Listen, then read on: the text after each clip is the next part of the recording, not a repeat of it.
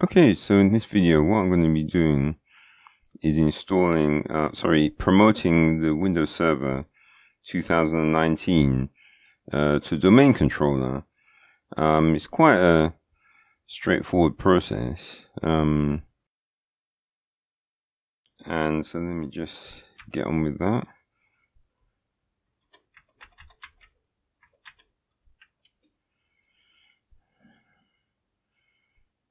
Yeah, so just got a few days to go on that.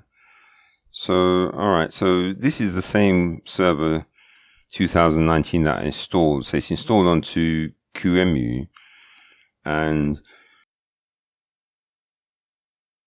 so basically, to promote it to a domain controller, all you have to do, the first thing which is important is you actually need to make sure that it has a static IP address. So the easiest way to do that is just go into, rather than using a sort of stupid settings tool, you can just do it from network and sharing. Because the problem with the settings tool is that it takes more clicks to actually do stuff, which I'm sure Microsoft loves, but you know, if you don't really feel like clicking more times than necessary, then you can just sort of still do it from control panel until they remove it. So basically, you go to the IPv4. So I'm just going to give it a static IP, because without this, the DNS won't. I think it actually does complain during the install, if I remember from before.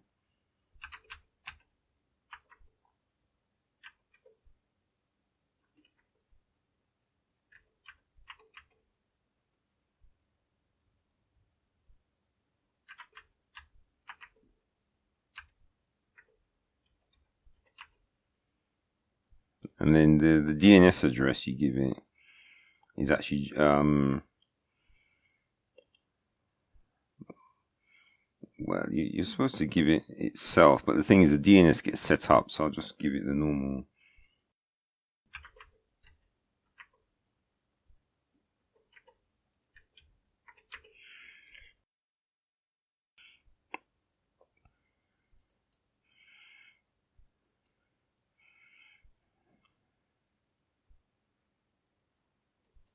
Right, so it says it's got internet there. So now we're basically ready to promote it to a domain controller. And so the way you do that is it's actually with that server server manager, the one that I actually closed. And one thing I find interesting about server manager is that whenever you install a Windows server, there's always some service which isn't running, and it's just strange that Microsoft always managed to do that for some reason. So basically what you do is you go to I think it's manage, and then you add roles and features. Yeah, see static IP address. Yeah, we don't really care about updates. And so we just want role based. And so we choose obviously this server. And so all we really want is Active Directory domain services. And of course it'll install all of these things as well. So we just add the feature. And also these are the extra ones it needs. So it'll just select all the ones it needs automatically. Yeah, see, and it says it will install the DNS automatically, so you just click next. And then when we install, it'll just run through the process.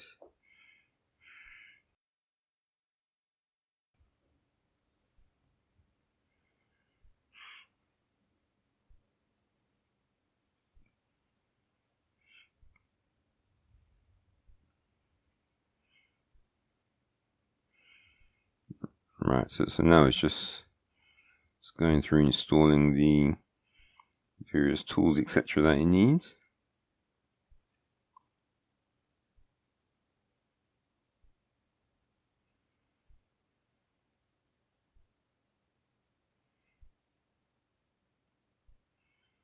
And that's the interesting thing, is that they've made the server so that it it boots up quickly, which is a lot quicker, obviously, than the killer edition, which was Server 2008, the original version, because that was based on Vista. So, of course, that one had to be super slow, because we know that Windows Vista was just basically a bug. It was there just to sort of do for bug testing more than anything. Right, so that's finished. And so it succeeds. So we close that. And so it should be somewhere. That's right. You got a little exclamation mark. So when you click on that,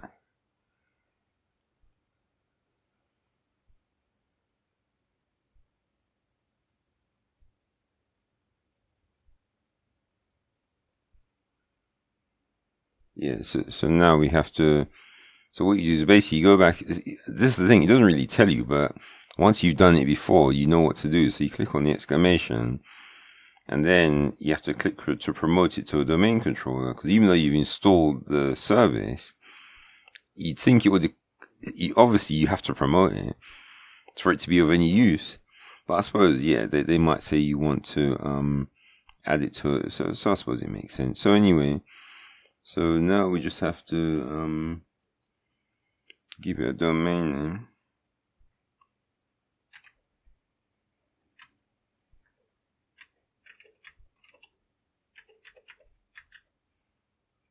Well, actually, apparently local's not a good one to use because it can conflict with something. So they do recommend that when you're doing it on a internal server, you should always call it private. Yeah, even though I'm going to be setting up a mail server on here, you can actually send emails to the private domain as long as it's just inside. So that's not really a problem. Yeah, of course it means you can't really test it. Well, you can actually test it if you just set up the private domain on your DNS server, but so obviously you're adding the new forest, and so it just wants a password.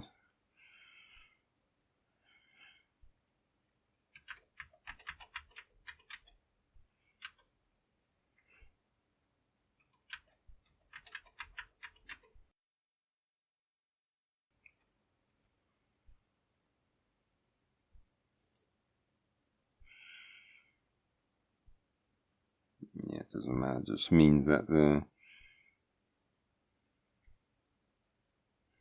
it doesn't really matter about that. So just do next. So we just gotta wait and just accept that because they're still using NetBIOS even though it's supposed to be deprecating.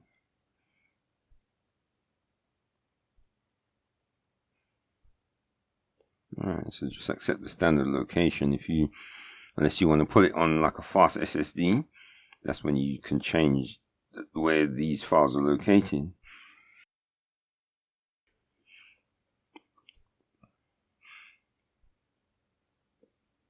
Alright, so that's it. So I'm just going to go through doing the actual installation.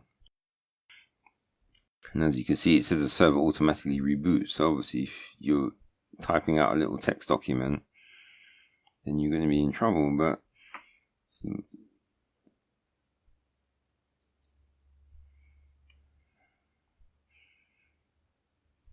and of course you get these messages, but as long as the install button, you can click on it, that means it's going to work.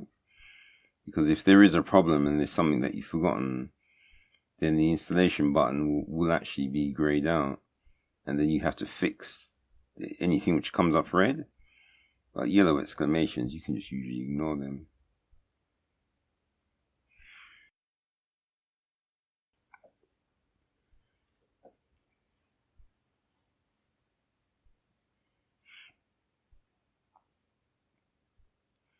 Alright, so there's the force reboot. So if you had your text document open and you're quickly running to save it, you might not be in time. Because we know Microsoft loves their force reboots. I suppose that's just to show you that they're the ones who are in control and not you.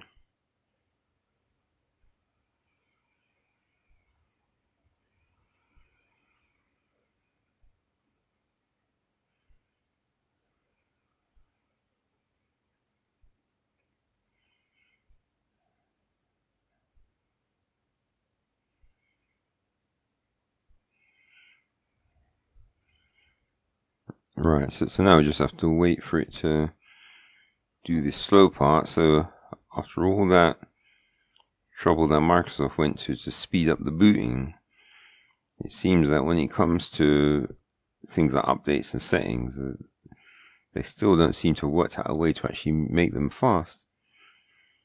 Well, of course, back in the days on XP, updates used to be fast.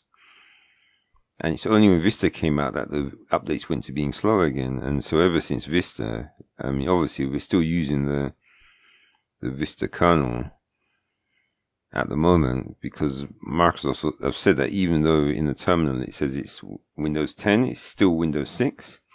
So I think this is like 6.4, I think. So we're still using that Vista kernel where some operations are really slow. I don't know if Microsoft will ever fix that.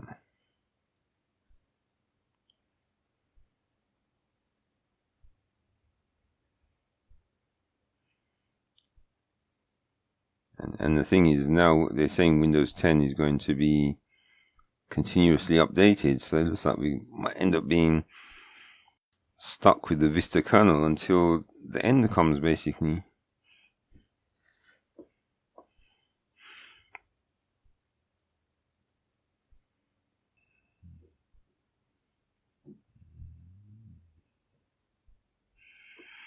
Okay, finally. So looks like Microsoft really have been doing a good work with this Vista kernel to slow it down.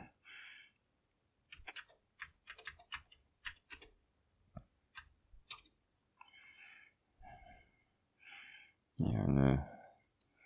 What I have to do is delete it and just install another one. As we can see, that service still has to be down. Don't even know what this says. Downloaded Maps Manager. Might as well get rid of that, isn't it?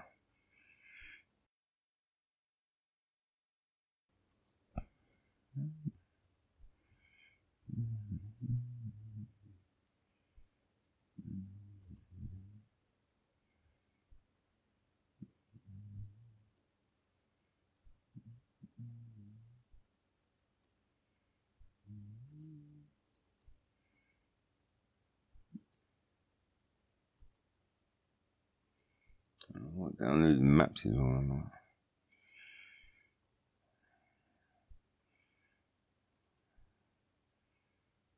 Oh, I don't know what that means. Trying to tell me that the power. Oh, I think that was earlier. We don't care about that.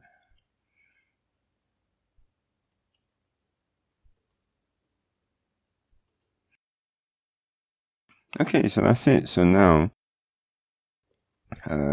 we have the Active Directory domain services, and then the DNS server is also installed as well.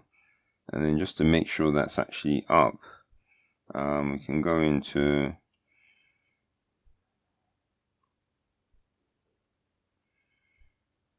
just seeing where it is.